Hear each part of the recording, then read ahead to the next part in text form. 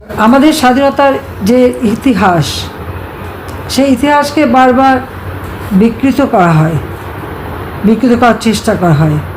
এমনকি আজকেও দেখলাম যে আমাদের একজন মহিলা ভূমি কমিশনার, সে একটা স্ট্যাটাস দিয়েছে, বঙ্গবন্ধু শেখ মুজিব স্বাধীনতার ঘোষণা দিয়েছেন, সেই জন্য নাকি তাকে চাকরি থেকে অব্যাহতি দিয়েছে। তো আমার প্রশ্ন, ঘোষণাটা কে দিয়েছে? এখন মানুষ অন্ধ না। আমি আপনাদের বলবো, আপনারা গুগল সার্চ করেন, আপনারা যান ইউটিউবে, সমস্ত বিশ্বের বিভিন্ন পত্র পত্রিকা মিডিয়া আপনারা দেখেন, বিশ্ব নেতারা কী বলেছে সেটা শোনেন।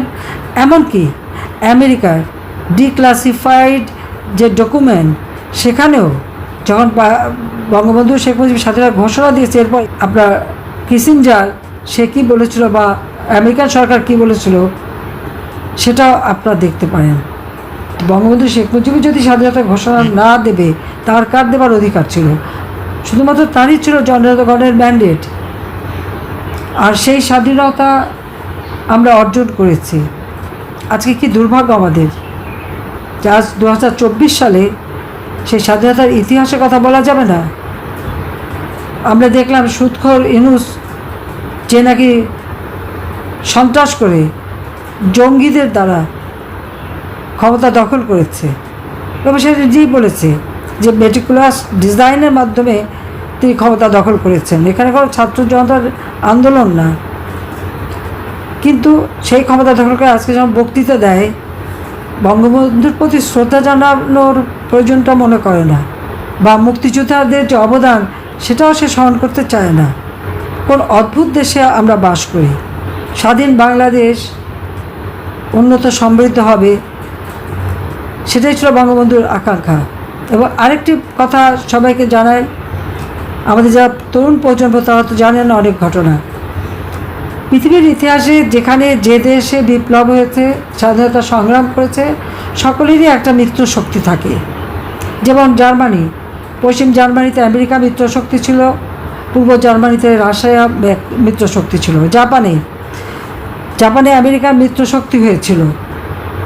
এভাবে যদি পৃথিবীর বিভিন্ন দেশে আমরা দেখি, যারা মিত্র শক্তি থাকে তারা কিন্তু সেই দেশে থেকে যায়, সেখানে তাদের একটা নিজস্ব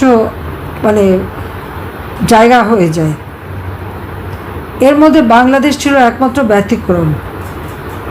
এই ব্যতিক্রমটা হতে পেরেছিল এই কারণে যে বঙ্গবন্ধু শেখ মুজিব ছিলেন স্বাধীন চেতা মানুষ। ঠিক একই সাথে শ্রীমতী ইন্দিরা গান্ধী, তিনিও স্বাধীন চেতা ছিলেন। তিনি আমাদের স্বাধীনতা সর্বতোভাবে সহযোগিতা করেছিলেন। বঙ্গবন্ধু যখন প্রস্তাব দিলেন মিসেস গান্ধীকে যে আপনি আপনার সেনাবাহিনী কবে ফেরত নেবেন, তিনি বলেছেন আপনি যেদিন বলবেন সেই দিন।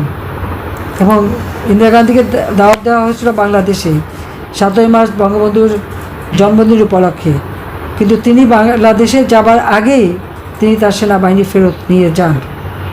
এটা ইতিহাসে একটা বিরল ঘটনা। মুক্ত দেশ, স্বাধীন দেশ, বঙ্গবন্ধু শেখ মুজিবকে ফিরিয়ে আনার ক্ষেত্রে তার অবদান। পাকিস্তানি শাসক ইয়াহিয়া খানের পতন হলে ভুট্টো আসে, ফাঁসির অর্ডার কিন্তু দেওয়া হয়েছিল, কিন্তু ওই কারাগার থেকেই ওখানকারই কিছু পুলিশ অফিসার এবং কারাগারের কর্তৃপক্ষ বঙ্গবন্ধু শেখ মুজিবকে কারাগার থেকে সরিয়ে নিয়ে যায়, তার জীবনটা রক্ষা করে। এবং এরপরে ভুট্টো দেখা করে, অনুরাগ বিনয় ছিল যে একই সাথে থাকা যায় কিনা। বঙ্গবন্ধু শেখ মুজিব শুধু বলেছিলেন আমি দেশের মাটিতে না ফিরে কোনো কথা বলবো না। লন্ডন হয়ে তিনি বাংলাদেশে ফিরে আসেন 10ই জানুয়ারি ওই শহীদ উদ্যানে তিনি ভাষণ দেন। এখানে আমি আমার বাবার কথা বলতে চাই যে আমরা তো সন্তান। তিনি কিন্তু বাংলাদেশে এসে আমাদের কাছে আসেননি। আমার মা তো প্রতীক্ষায় বসেছিলেন, সেখানেও যাননি। তিনি গিয়েছিলেন তার মানুষের কাছে, শহীদ উদ্যানে লাখো জনতা। তিনি ভালোবাসতে এনেছেন মানুষকে, এদেশের মানুষকে ভালোবেসেই তিনি তার জীবনটা উৎসর্গ করেছিলেন।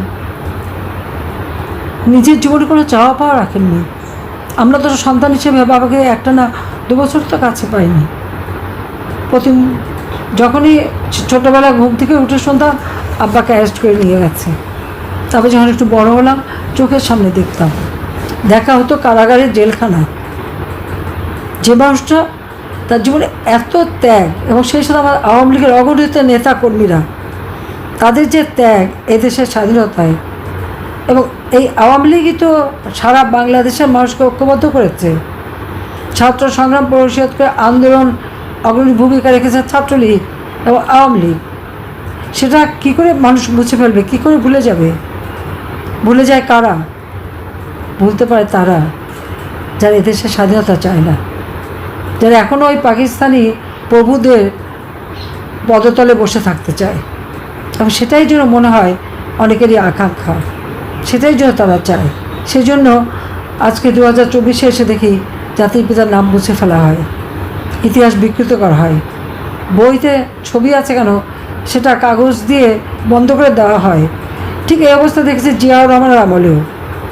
জিয়া, এরশাদ, খালেদা জিয়া প্রত্যেকের আমলে অনেক ছবির মধ্যে যদি বঙ্গবন্ধুর ছবি থাকতো তো সেটা একটা সাদা কাগজ দিয়ে সেটাকে ঢেকে রাখা হতো। কিন্তু ঢেকে রাখা কি সম্ভব? পারবে ইতিহাসকে মুছে ফেলতে? ইতিহাস আপন গতিতে চলে। বঙ্গবন্ধু মাত্র 3 বছর 7 মাস সময় পেয়েছিলেন যুদ্ধবিধ্বস্ত দেশ গড়ে তুলতে। 9 মাস 10 মাসের মধ্যে একটা সংবিধান উপহার দেন। একটি যুদ্ধবিধ্বস্ত দেশ, একটি প্রদেশকে একটি রাষ্ট্র, বাংলাদেশ, এই নামটা বঙ্গবন্ধু শেখ মুজিবের দেওয়া। 1970 সালের 5ই ডিসেম্বর সৌদি সাহেবের মৃত্যুবার্ষিকীতে তিনি ঘোষণা দিয়েছিলেন, আমাদের আজ থেকে এই পূর্ববঙ্গের নাম হবে বাংলাদেশ। এই নামটাও কিন্তু তাঁর দেওয়া। যাক, স্বাধীনতার পর তিনি এই যুদ্ধবিধ্বস্ত দেশ গড়ে তুলে মাত্র 3 বছর 7 মাসের মধ্যে বাংলাদেশকে স্বল্পোন্নত দেশে উন্নীত করেন। প্রবৃদ্ধি 9 ভাগ পর্যন্ত উন্নীত হয়েছিল। এটা একটা বিস্ময় ছিল সকলের কাছে। দুর্ভাগ্য আমাদের সকলের 75-15 আগস্ট জাতির পিতাকে হত্যার পর বাংলাদেশ কিন্তু আর এক কদম এগোতে পারেনি, বরং পিছিয়ে ছিল। 7ই জুন 81 সালে আমি মে মাসে ফিরি। 7ই জুন 6 দফা দিবস পালনের সময় আমি প্রথম প্রশ্ন করি যে আমি আর ওই সেনাবাহিনীতে বিধবার কান্না শুনতে চাই না, সন্তান হারা পিতামাতার কান্না শুনতে চাই না, পিতা হারা সন্তানের কান্না শুনতে চাই না। এই আত্মঘাতী সংঘাত বন্ধ করতে হবে। দেশের মানুষের অধিকার প্রতিষ্ঠা করতে হবে। মুক্তিযুদ্ধের চেতনায়, স্বাধীনতার আদর্শে বাংলাদেশ, অসাম্প্রদায়িক বাংলাদেশ গড়ে তুলতে হবে। ক্ষুধা দারিদ্র্যমুক্ত বাংলাদেশ, যে বাংলাদেশের স্বপ্ন দেখেছিলেন জাতির পিতা বঙ্গবন্ধু শেখ মুজিব, সেই বাংলাদেশ গড়তে হবে। আর সেই সাথে সাথে যুদ্ধাপরাধীদের বিচার এবং 15 আগস্ট খুনিদের বিচার, সেই বিচার যাতে হয় সেটাও আমাদের পরিকল্পনা ছিল এবং আমরা সেটা করতে সক্ষম হয়েছিলাম। 21 বছর পর সরকারে আসি। 96 থেকে 2001 বাংলাদেশের জন্য স্বর্ণযুগ ছিল। সে সময় কখনো কোথাও দুর্ভিক্ষ হয়নি।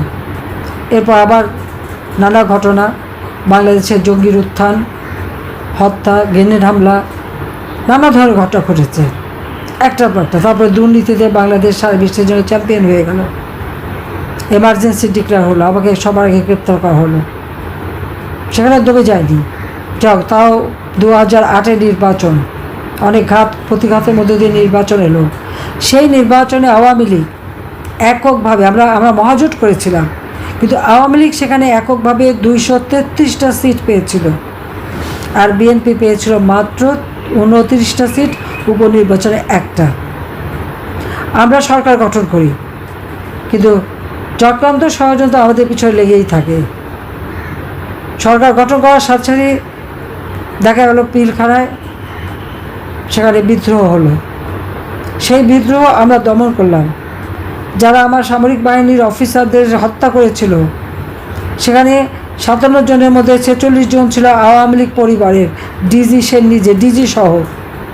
যা আমরা সেটা বিচার করেছি, তদন্ত করেছি এবং দোষীদের বিচার করা হয়েছে, শাস্তি দেওয়া হয়েছে।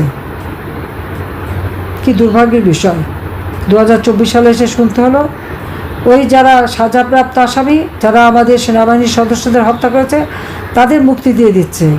নতুন করে তদন্ত কমিটি এবং মামলা আমি সহ আমাদের অনেকের নামে মামলা দেওয়া হচ্ছে। আমরা তখন সরকার গঠন করেছি, আমরা নিজেদের সরকারকে নিজেরা বিপদে ফেলতে যাব?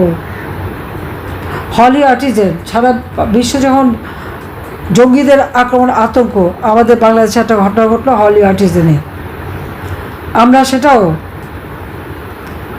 সন্ধ্যা 9টায় শুরু, সকাল 9টার মধ্যে আমরা সেটা দমন করলাম, গ্রেপ্তার করলাম, এবং যারা পালিয়ে গেছিল তাদেরকে আমরা খুঁজে বের করলাম, এবং যারা জীবিত ছিল তাদের উদ্ধার করলাম, এবং এই বিচার করার পর তাদের শাস্তি দেওয়া হলো।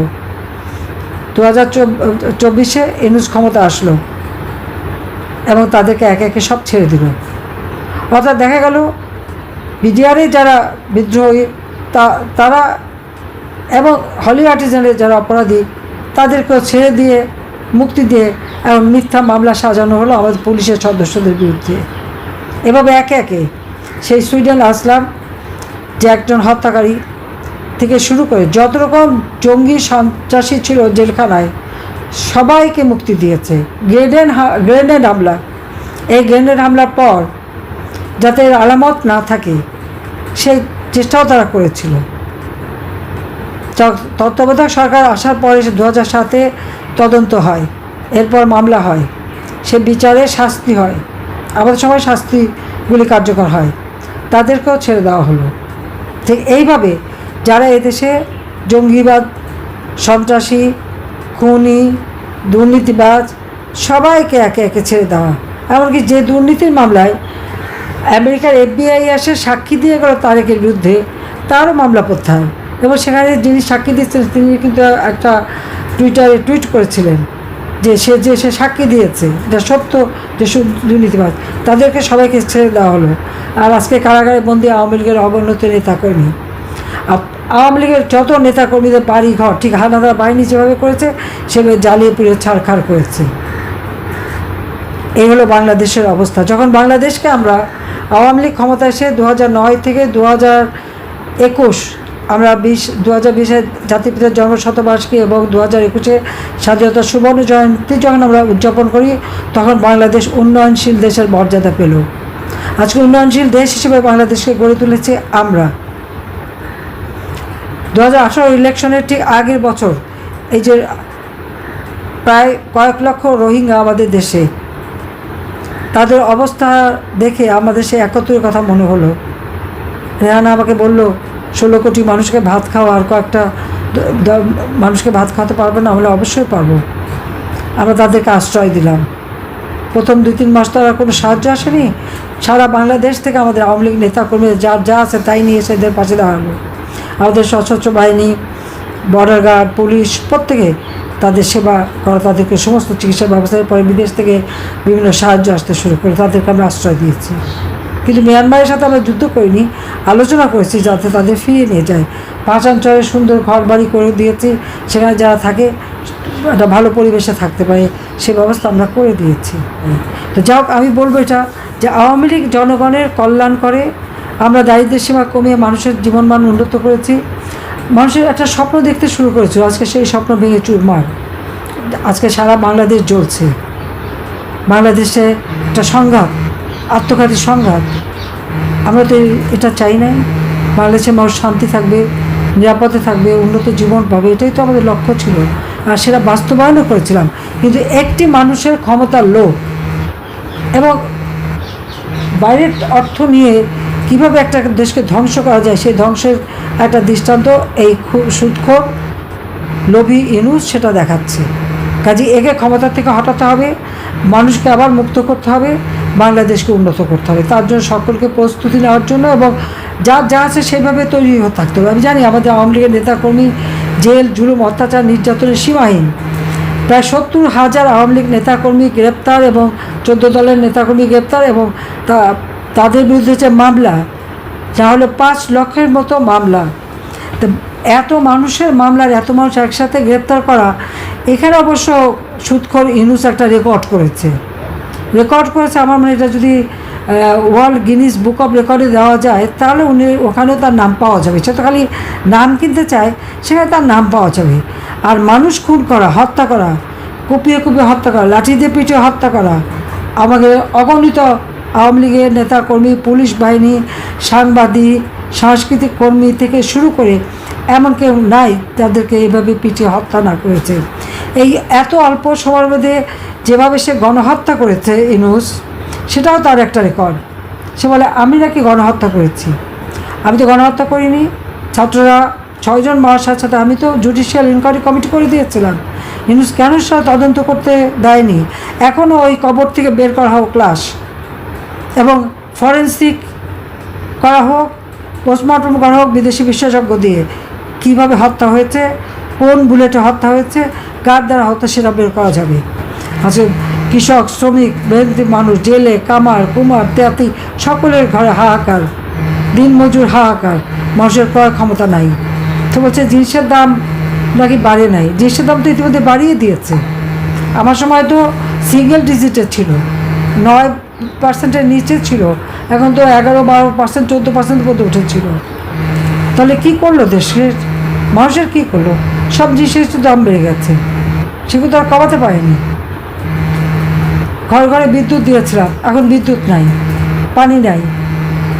এই যে দেশটাকে ধ্বংস করা, এই ধ্বংসের জন্য বোধহয় আমাদের ইউনূস সাহেব একখানা ভালো পুরস্কার পেতে পারেন, যে কত দ্রুত অল্প সময়ে একটা সুন্দর উন্নত দেশকে একেবারে ধ্বংস করে দেওয়া যায়। কাজে এর হাত থেকে মুক্তি পাওয়ার জন্য সকলকে একসাথে রুখে দাঁড়াতে হবে। এখন আর ভয় করে লাভ নেই, আমাদেরকে সকলকে এক হয়ে রুখে দাঁড়ায় আমাদের দেশকে রক্ষা করতে হবে, স্বাধীনতার চেতনাকে রক্ষা করতে হবে।